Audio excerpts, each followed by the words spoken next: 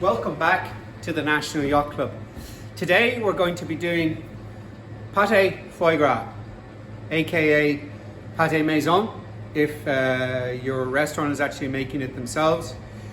Our ingredients today are going to be 1 medium-sized chopped onion, 2 small cloves of garlic, just roughly chopped, freshly crushed black peppercorns, a bouquet garni of broadleaf parsley, fresh thyme and bay leaf. Also we have your chicken livers, as fat as you can get them. The paler they are, the fatter they are. That is 220 grams of chicken livers and 300 grams of room temperature salted butter. Now I think that the dimensions in this should allow it to hold itself. It should be firm enough in itself. But a lot of people like to use belt and braces by adding gelatin. So in this case, we're going to use 1 leaf of gelatin, which is the equivalent of about 1.5 teaspoons of powdered gelatin. So if you're using leaf, you just kind of mold it into a little bit of water, and it needs to sit there for 3 to 5 minutes, and then when you're ready, squeeze out the excess water and throw it into your hot liquid.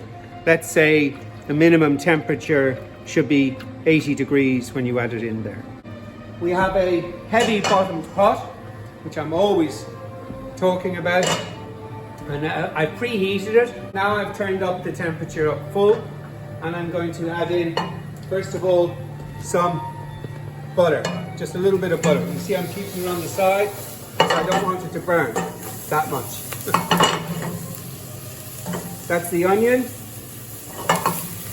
And that pot is a little bit hotter than I expect it to be, so I'm just going to keep it all on one side. I want to turn the onions translucent before I add anything else in there. I'll put a little bit more butter in. Now we're using all of this butter in the recipe anyway, so you've got a fair amount of latitude as to how much of that butter you put into the mix at this point. Now that pan is good and hot. We put in our chicken livers, and I like to have a high temperature because it will tend to seal the livers. You see the way that they're tending to hold their own there. They're going into individual little livers rather than just being an amoebic mass.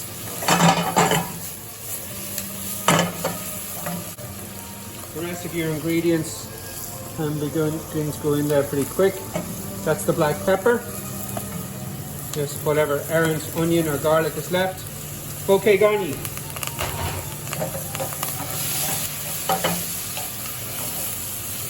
I'm actually turning this down now because it's getting quite hot. If I was using a thin bottom pot, this would be a lot more smoky and burny.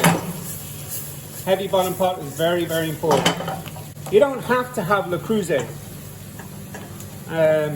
but Le Creuset completely gets the point of having the weight, because the weight carries the temperature. The temperature will not drop as you put your various different ingredients into the pot.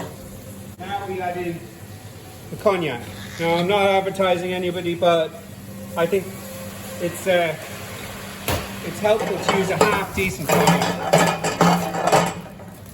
Now you can flame it or not flame it, it's up to you, because the alcohol is going to be cooked out of the whole thing pretty much anyway. The longer you want to keep the pate, the more you cook it.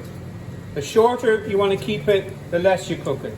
The benefit of cooking it less and keeping it shorter is that you can cook it pink. Now here's my leaf gelatin. So put it in there. I'm happy that the temperature is 82 degrees. And in fact, I'm turning off the heat at this point, because you should never boil gelatin. You just bring it up to a temperature. It should melt at even 45, 50 degrees. But the reason why I say 80 is because you're killing bacteria, should there be any bacteria involved in the gelatin. Now, there you go. Now, do you see where the bouquet garni has changed color? Now, what I'm doing now is I'm trying to squeeze the juice out of that bouquet garni. The juice being all the flavor from both the cognac, the peppers, and the herbs themselves. Do you see the way I'm squeezing that?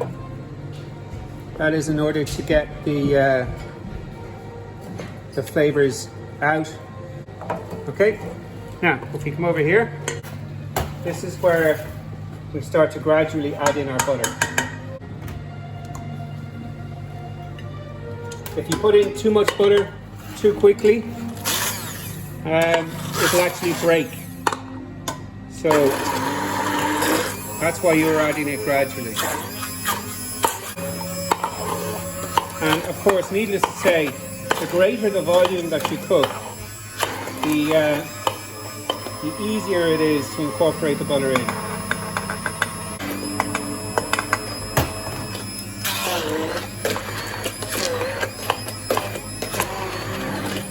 Now, the whole thing is turning into a liquid, as you see. The butter should be room temperature. If it's too hot, it may melt, and then it will break, and then it's a completely different thing. I like to, whenever, as much as possible, to keep butter whole. I'm going to take a rubber spatula now and just push everything around in the edges of the bowl or the pot, so the whole thing is incorporated, and we have a fine liquid emulsion throughout. If the butter is too cold, it will actually solidify as you are trying to blend it in. But like I say, you want it to be really room temperature and put into cubes. This is where I'm going to put it through the sieve. Whenever I use this and clean it at home, I always take it off the machine. Either that or plug it out before I clean it, because it can be quite dangerous, as a lot of people have discovered to their expense. I'm going to pour it in here. Sorry, you're blind to the camera. I'm literally just using the spatula to pour everything into that sieve. You can be a cheater beater and not pass it through the sieve at all, but you're not going to get that smooth, silky finish. And you can see it now as it's going in there. Can we get into that container, John? Just moving around with the spatula. Wooden spoon would do almost as good a job, but I prefer this. It helps an awful lot to have an angelic chorus accompany the cooking process, because it brings angel size of angels. Just like that, you see? Lovely. Now, because I'm mean, I'm going to scrape around the edge, like that. I hate leaving food on a cooking implement. Such unconscionable waste. Now, I'm just going to pour it straight into the containers. This is our container with the cling film.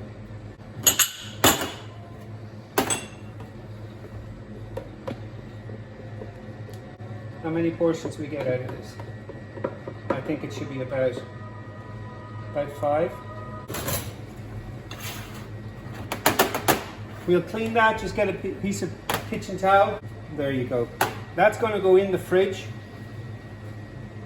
for, in this case, I think an hour should be fairly ample time. For it turned out, there's one I prepared earlier. I have some Cumberland sauce I prepared earlier as well.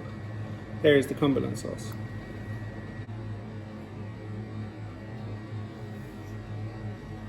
Pate de foie gras from the National Yacht Club.